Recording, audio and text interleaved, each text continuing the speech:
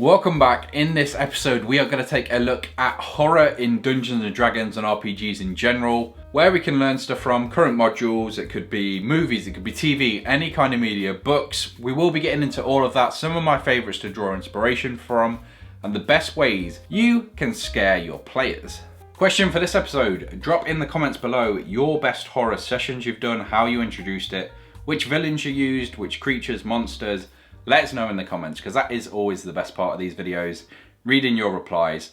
So yeah, let me know how you've introduced horror in the past. I think the best place to start here is one of my favourite quotes from Curse of Strahd, one of my favourite horror quotes of all time. It's not the monster, but it's shadow that breeds horror. Yes, I can see the spelling mistake in my tweet. It is a constant reminder of always check your spelling. But I don't think truer words have ever been spoken, and it sums up horror and the art of it perfectly. The point we're supposed to take from that is, it's not the monster that's going to create the horror, although in some cases it can, and it goes against my last video. If you've not seen that, it's up here somewhere. But I did the top 10 D&D horror monsters or scary monsters, and they can be used to great effect. But the point is, the reveal isn't the scary part. It can be in some cases, in small cases, but the majority of the time it's the build-up, it's the not knowing what's happening, not knowing the creature, not knowing how it's doing these certain things. And once that's revealed, once you find out it's like magic. Once you find out how it's done, it's not as interesting.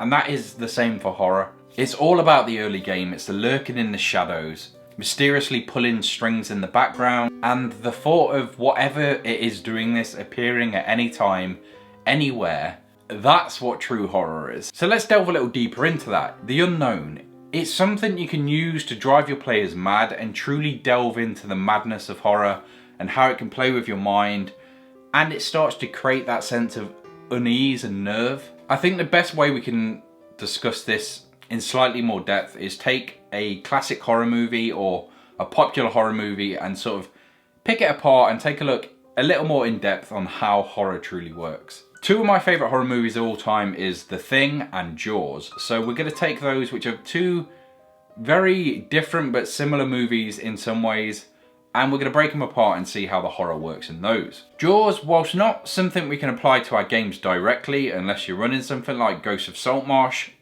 there is plenty we can learn with filming techniques and reveal of the creature. You don't actually see the shark within the first hour, which is well over its halfway mark, so just think about that in terms of your campaign. Let's say you've made the arc for this character, you want it to run 10 sessions. I would suggest teasing the monster, showing parts of it, showing what it can do, its powers. In the first few, maybe introduce its name, and then people scared of it and what it can do, and stories and myths around it.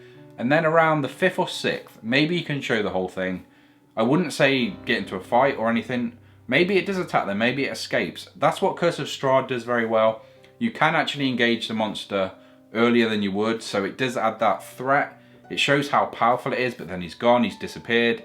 And then you just don't know where he's going to appear next, which can add another layer of horror, which isn't the build-up, but it's that thing of not knowing when something's going to happen. Obviously, we can't use jump scares in D&D. I don't think screaming at someone or making loud sounds is going to work in an RPG. So I do think Strahd has hit it on the head there. You want to add this thing of you don't know when it's coming. It could just appear, it could hit you, it could attack you, it could drain blood, it could steal something from you and then escape. But what it leaves them with is this sort of, I could be anywhere, I could be asleep, I could be doing this, we could be doing something else, and he could appear. By doing this, what this means is they're not going to know what they're fighting, so they can't prepare for it. Where a villain like a dragon, I would say you need lots of build up, you need them to prepare, else they're going to die. This is better hidden. They're not going to know what to prepare, they're not going to know when or where it appears. You can tease it, like I said, you can suggest it, you can have it kill maybe people in the town, you can have it drag people off, leave clues, but don't give everything away. Building up and ramping the tension between the party and your villain is going to lead to a lot more worthwhile moments, and when you do eventually reveal him, it's going to feel earned, much like it does in Jaws. Another thing we can learn is showing the aftermath of the villain. So not showing it itself, but like I've just said there, maybe a town's been turned over by him, maybe a bar is just covered in blood, there's dead bodies everywhere.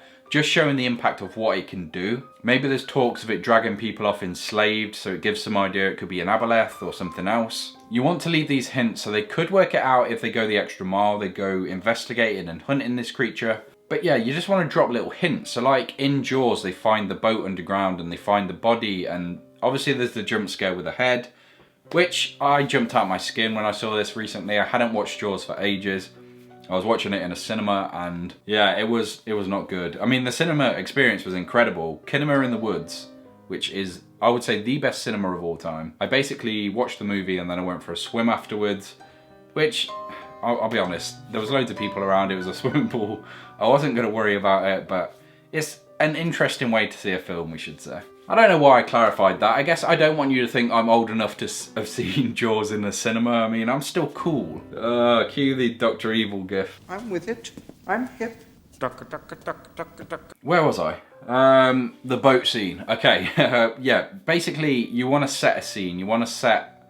So for example, if the villain is a beholder, what I did in one of my campaigns, I had a town ravaged by it. I had some people disintegrated in just piles of ash. I had people set in stone, people frozen in fear, people just... You can use all of its different eye stalks to create this interesting story, which they can then go and they can start piecing it together. They can pick parts, add it together, and then they can sort of work out what it is. It is a guess at that point, but giving them some idea is good, giving them some kind of hope, and then taking it away later on.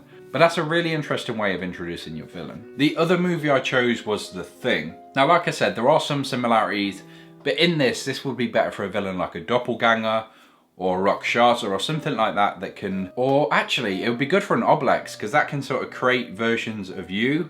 It's almost like the creature from The Thing, honestly. So if you're going to run something like that, the adult Oblex or the Oblex itself is a good example. Basically, it can create versions of your characters. It can eat memories. So it could get to the point when your character yourself doesn't know who the real one is. Imagine you tried to think back to your childhood to prove it was you and the memory was gone. That could be really interesting, and that could create a very unique situation when leaving that area. You don't know if you're yourself, which can... That's scary on a different level. I think that could be really interesting. Another thing we could draw from that is how secluded they are. So you don't want this horror episode or horror series or session you do to be based in in a heavily populated town. You want it to be somewhere secluded. You want it to be away from everyone, so there is no chance of escape if they fail, or there's nothing to save them, there's nothing to help them. It is just them. And I do think if you are going to do this, it's always better to do it early on. So like I've started my campaign, I would say start this at a lower level. So they are a lot weaker. It's a lot more difficult for them to deal with, which adds to the horror. I think that is very important, and that would be my third point. After Jaws and The Thing, my third point would be introduce it early. Make them weaker. Maybe they lose powers, they can't cast magic in this area. Make it a lot more difficult, because that will add to the horror. Because at the end of the day, the horror is their characters dying. There is nothing worse that could happen in the game to them than that. I guess enslaved by an aboleth is up there, but yeah, there's not many... Having your character die can be difficult, so I think having that worry for them does add to the horror. To round this video out, I will touch briefly on stuff like Friday the 13th. The reason I don't think that horror works is because they need to run from the villain. In very few games I've played, the players will run away from a villain until they're almost dead, and even then they might just stay and fight. Somehow you would have to make it clear that they need to escape, but it's not always that easy to do. Characters don't want to run, they want to feel powerful. So adding horror can be very difficult in D&D. Like always, drop your comments below on the best ways to add horror, some ways you've done it in games. If you've made it to this point, thank you so much for watching, and I will catch you in the next one.